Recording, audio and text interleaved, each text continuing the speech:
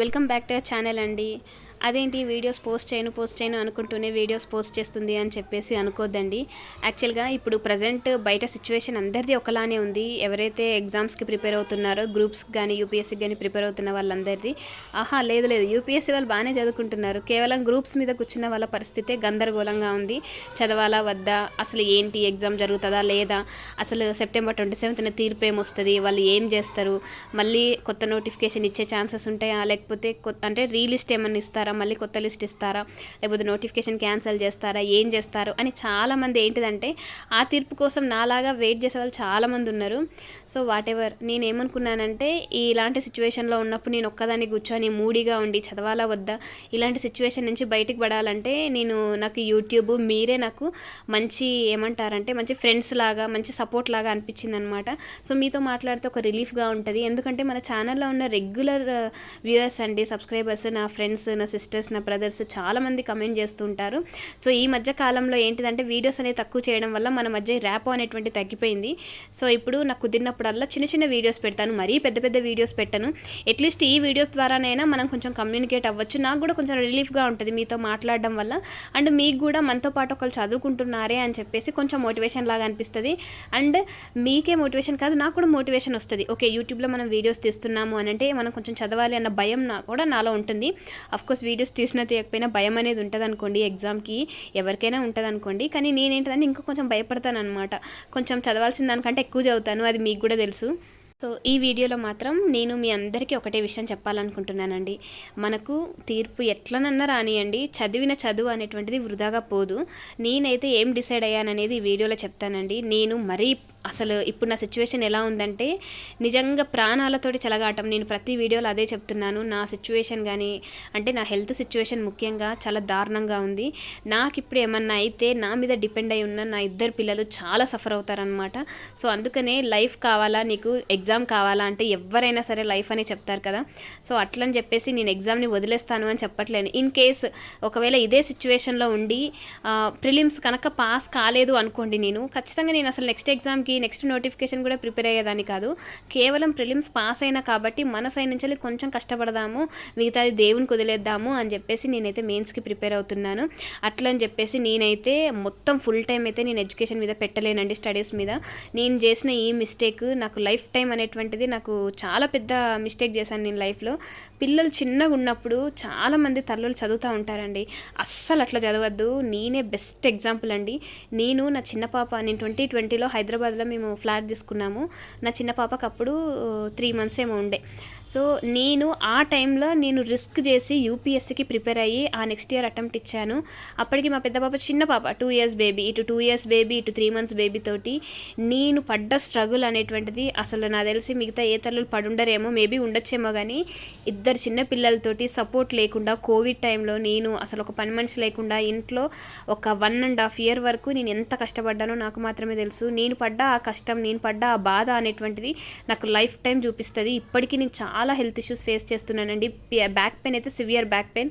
మన ఛానల్లో చాలామంది కమెంట్ చేస్తున్నారు, నాకు 1 year baby, 3 months baby, 1 month baby అని చెప్పేసి చాలామంది కమెంట్ చేస్తున్నారండి. మీ అందరికీ నేను చెప్పేది ఒకటే, లైఫ్ పోతే మళ్ళీ తిరిగి రాదండి.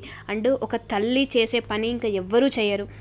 నేనైతే నా పిల్లలకి తల్లిగా నేను మా అమ్మ నన్ను ఎంత బాగా చూసుకుందో నేను నా పిల్లల్ని అంతే బాగా చూసుకోవాలని చెప్పేసి అనుకుంటున్నాను. సో నా హెల్త్ని చూసుకుంటా, నా పిల్లలతో టైం స్పెండ్ చేసుకుంటా చాలా జాలీగానే ప్రిపేర్ అవుతాను. ఇట్లా జాలీగా ప్రిపేర్ అయితే మెయిన్స్ క్లియర్ కారు అని మీరు అనుకోవచ్చు.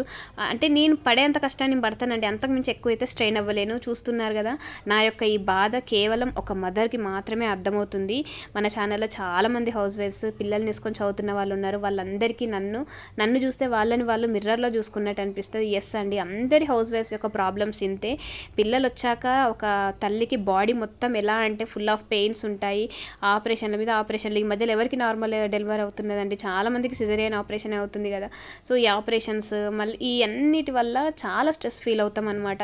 సో ఇంకా హార్మోనల్ చేంజెస్ ఇవన్నీ జరగడం వల్ల ఏంటిదంటే చదువు మీద కాన్సన్ట్రేషన్ అనేటువంటి తక్కువ అవుతుంది. ఇన్ కేస్ చదువుదామని చెప్పేసి కూర్చున్నా కూడా బాడీ సహకరించదు. సో నేనైతే ఒకటే ఫిక్స్ అయ్యాను, ఇప్పుడు చూస్తున్నారు కదా నా situation, back pain and neck pain ఏ రేంజ్లో ఉందంటే ఇప్పుడు నేను మీకు చూపిస్తున్నా కాబట్టి నెక్ అంటే మెడ పట్టుకోలేదు. సో ఇన్ని హెల్త్ ఇష్యూస్లో చదవడం అవసరమా అండి?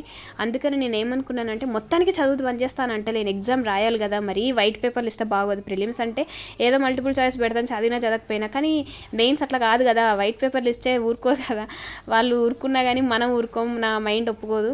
సో అట్లీస్ట్ క్వశ్చన్ పేపర్కి అంటే క్వశ్చన్స్ ఎట్లైనా ఉండేది, దానికి సంబంధించిన కంటెంట్ మన దగ్గర ఉన్నది మనం ప్రజెంట్ చేయాలి కాబట్టి నేను ఏదో చదువుతున్నాను.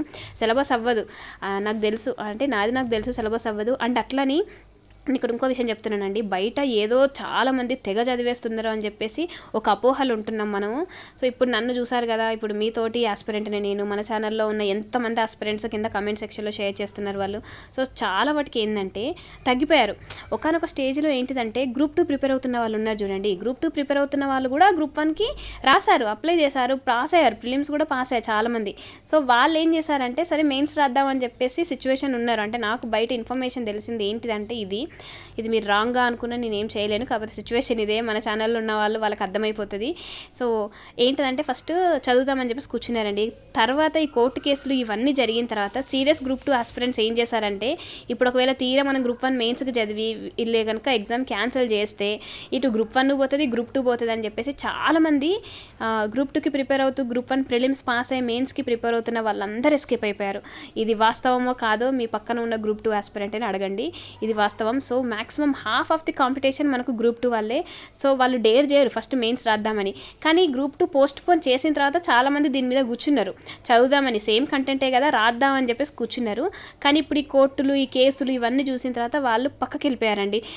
ఇటు రెండు పడవల మీద కాలేస్తే రెండు రావని చెప్పేసి చాలామంది గ్రూప్ 2కి సీరియస్గా ప్రిపేర్ అవుతున్న వాళ్ళు ఉన్నారు. చాలామంది వదిలేస్తున్నారు అని చెప్పేసి మీరు అనుకోవచ్చు, కానీ సీరియస్గా ప్రిపేర్ అవుతున్న వాళ్ళు చాలామంది ఉన్నారు. నాకు బయట చాలామంది ఫ్రెండ్స్ ఉన్నారండి, ఈ యూట్యూబ్ పుణ్యమాని చాలామంది పర్సనల్గా కూడా చాలామంది కమ్యూనికేట్ అవుతున్నారు. సో వాళ్ళందరి ద్వారా నేను తెలుసుకున్న విషయాలు నేను మీతో షేర్ చేస్తున్నాను అనమాట. సో ఇప్పుడు అసలైన గ్రూప్ 1 ఆస్పిరెంట్స్, అలాగే యూపీఎస్సీ ఆస్పిరెంట్స్ మొన్న రేవంత్ రెడ్డి గారు ఇచ్చారు కదండి, ₹1,00,000 ఇచ్చారు కదా.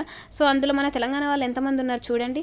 సో మేబీ వాళ్ళు ఈ ఎగ్జామ్ రాస్తారా రారా అని చెప్పలేము, కాకపోతే కాంపిటీషన్ లెవెల్ చూడండి, మన తెలంగాణలో సివిల్స్ ప్రిపేర్ అవుతుంది, ప్రిలిమ్స్ పాస్ అయిన వాళ్ళు ఎంతమంది ఉన్నారు. సో దిస్ టైం ఏంటిదంటే మీరు కనుక గట్టిగా కూర్చుంటే కాంపిటీషన్ అనేటువంటిది చాలా వరకు తగ్గిపోయింది. ఇప్పుడున్న ఈ సందిగ్ధ పరిస్థితుల్లో మనం చదువుతున్నామా? సో అందరిది సేమ్ సిచ్యువేషనే ఉంటుంది.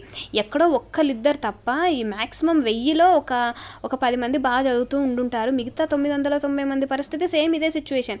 నేను ఈ సిచ్యువేషన్ని మనం గ్రాస్ప్ చేసుకుందాము, మనం ప్లస్ చేసుకుందాము అని చెప్పేసి అంటున్నాను.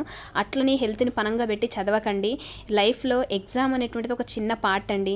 నేను చెప్తున్నా కదా, ఇప్పుడు నేను ఇంత చెప్తున్నావు కదా, మరి నువ్వు నిజంగా మెయిన్స్ కంప్లీట్ చేసి నువ్వు మెయిన్స్ క్లియర్ చేస్తావా అంటే నేను చెప్తున్నా కదా, నా చాత నేనంతా నేను చదువుతా. నాకు చాత కాకుండా నేను ఎంత బాగా కష్టపడి చదివాను అనుకోండి, అట్లా చదివి ఇన్ని రోగాల పాలు తెచ్చుకున్నాను. సో ఇంకా నేను రోగాల పాలు తెచ్చుకొని నా పిల్లలకి అన్యాయం చేయాలని చెప్పేసి నేను అనుకుంటలేను. రోజులా నేను చెప్పాలంటే సీరియస్గా 12 గంటలు చదివినానండి నేను మెయిన్స్కి. కానీ అట్లా చదవడం వల్లనే నాకు హెల్త్ ఇష్యూ వచ్చింది. టైం సరిపోదు పిల్లలతో సరిపోదు అని చెప్పేసి చదివినా. సో ఇప్పుడు అట్లా చెయ్యను, ఉన్న టైంలోనే చదువుతా. సో అంతేనండి. Thank you so much for watching this video. See you next video. Like, share, subscribe.